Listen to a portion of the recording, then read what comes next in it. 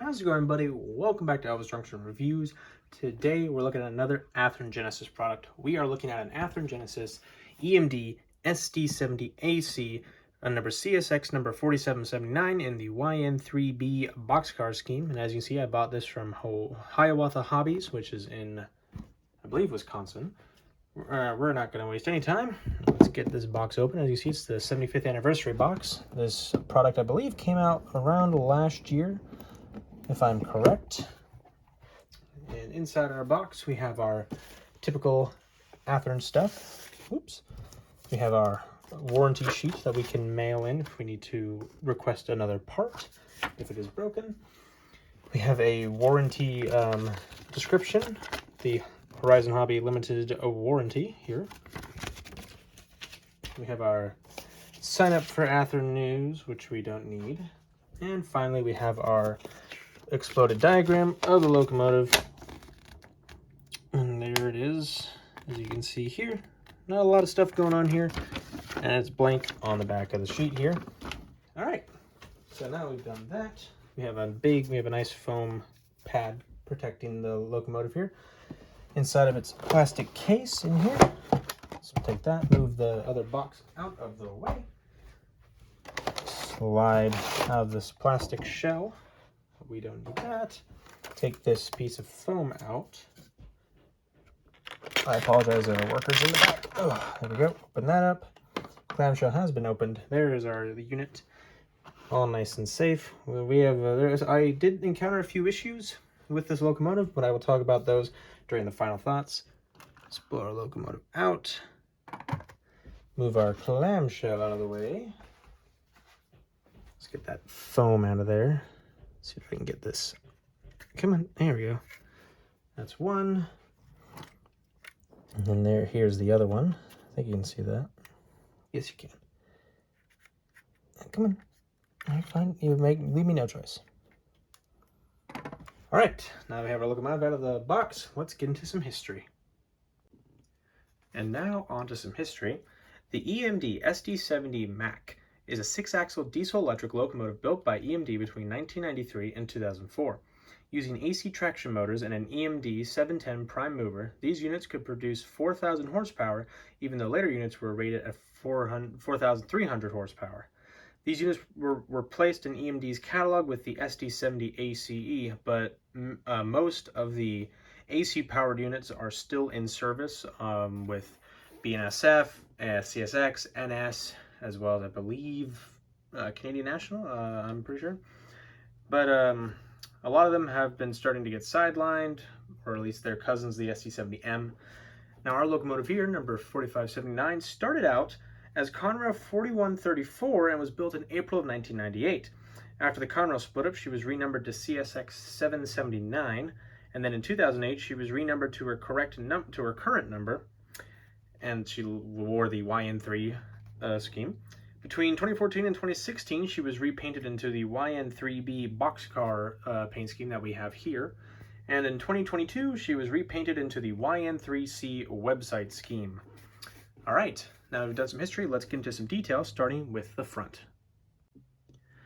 Alrighty, we are currently looking at the front of the locomotive. Starting at the very top, we have two yellow grab irons, one right here and one right here. We have another set of yellow grab irons, one right here, one right here. We have our number boards that both say 4579. They unfortunately do not light up when the locomotive is in motion. Right in between the number boards is our forehead mounted headlight, which does light up when the locomotive is in motion. On the windshield here, we have 4 separately applied windshield wipers that are in front of the EMD Classic Teardrop cab of their safety cab.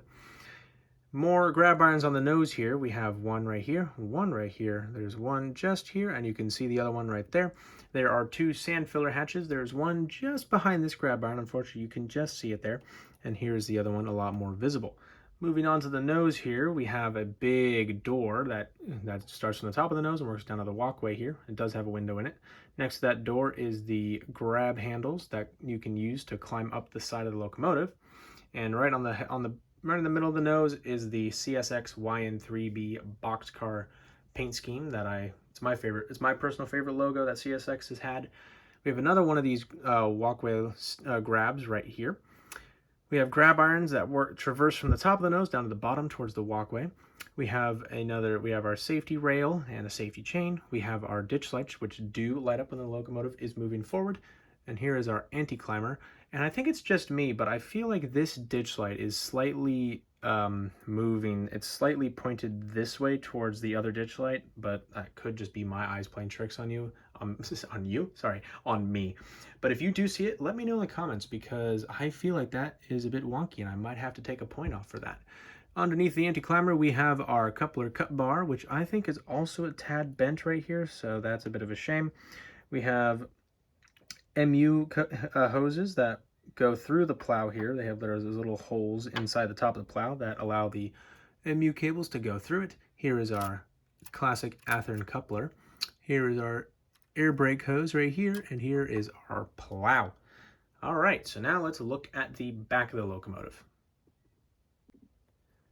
Alrighty, so we're looking at the back of the locomotive. Starting at the top here, you can just see it, but this is the rear top grab iron. It's a circular grab iron that runs around the width of the body here. We have more grab irons that work their way from the top down to the bottom here. Here is our rear headlight that does light up when the locomotive is in reversing motion. We have our number 4579 on either side, another YN3B boxcar logo. We have another grab iron right here that is vertical. Whoops.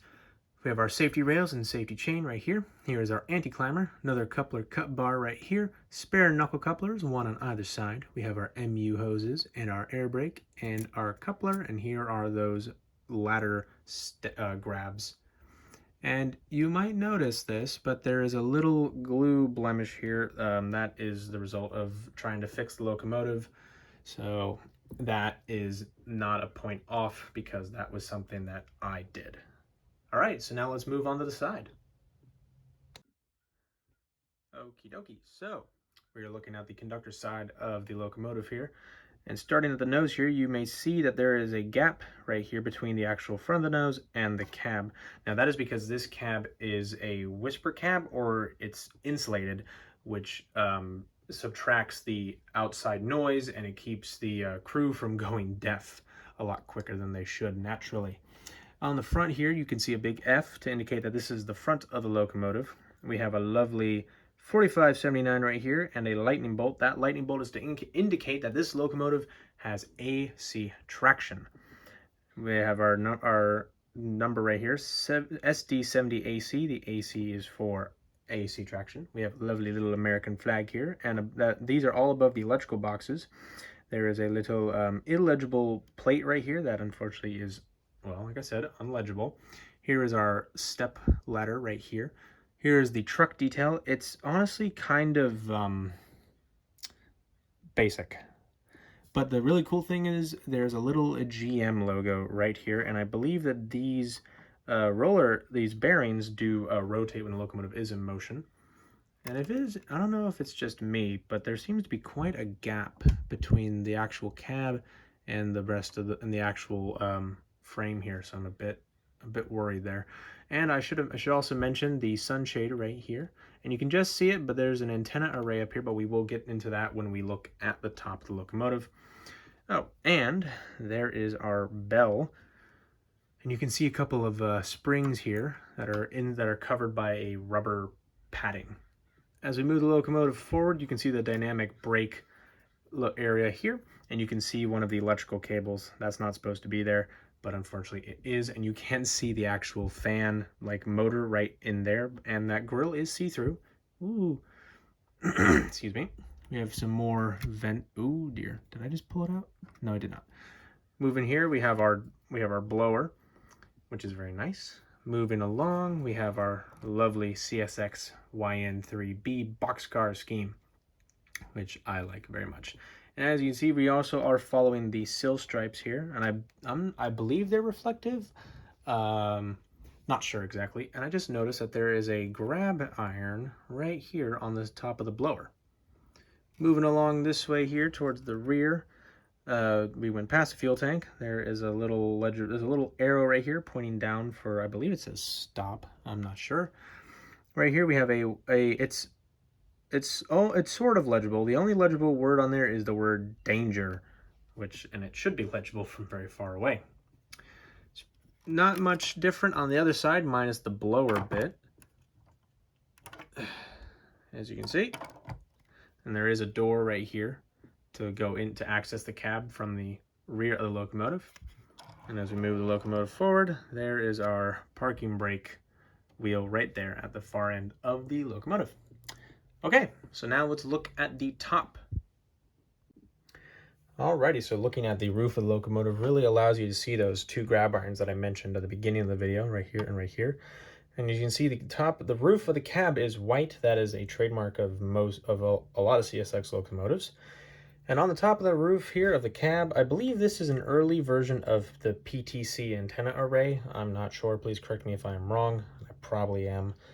Moving forward here, you can see the fan, the grate that covers the dynamic brake fan. Here is the dust collector right here, and you can see lift rings all around. Moving along, here is the exhaust port for the engine. And as you can see right here, here is our K5LA horn. CSX is one of the many railroads that has adopted the K5LA on a lot of their locomotives, and it is a very nice horn. Probably one of the most recognizable horns out there. Moving along here, we have our radiator fans right here, and you can see the radiator grills. And there is that curved, well, it's actually angled at a roughly 30-25 degree angle here, but it is a grab iron, and there is that sand filler hatch. All right, so now let's get into my final thoughts. In terms of detail, this thing is pretty good. I have to give it a solid A. It looks very well detailed. I'm quite impressed. I especially love all the little yellow grab irons that contrast with the blue. It looks very pretty, and I love that scheme, that yellow, blue, and the black underframe. Just looks great. In terms of performance, I've got to give it a B. This locomotive did come damaged out of the box. Now, I don't know if that's because that's due to quality control or shipping from the factory or shipping from the actual hobby store. I'm not sure. The back of the locomotive, in fact, was like right here. The body was, the glue had come off where the walkway connects to the actual case of the locomotive of the engine case here. So I had to glue that, and then when I actually put this on the track for the first time, it was having some horrible electrical issues. So I did have to open the sucker up and kind of tinker with its wires, and I did eventually get it to work. And it's not quiet. It's exceptionally loud. And I want to let you keep in mind, this is a DCC ready locomotive, so it has no sound chip. And most of my DCC ready stuff, they're pretty quiet. They don't make a very loud hum. This guy did. So I don't know if that's also just because of the electrical problem or something is wrong with the drive. I'll probably have to have one of my friends who's more mechanically inclined take a look at it. Maybe he can figure out the problem is. But anyway, if you can find these, I still recommend it. I really do like it, especially if you can find a sound one. You probably shouldn't have any issues. I think it also depends on where you buy it. I bought mine off of Hiawatha Hobbies, and I believe they're located in Wisconsin. I'll probably correct myself in the comments. And a link will be provided to their website.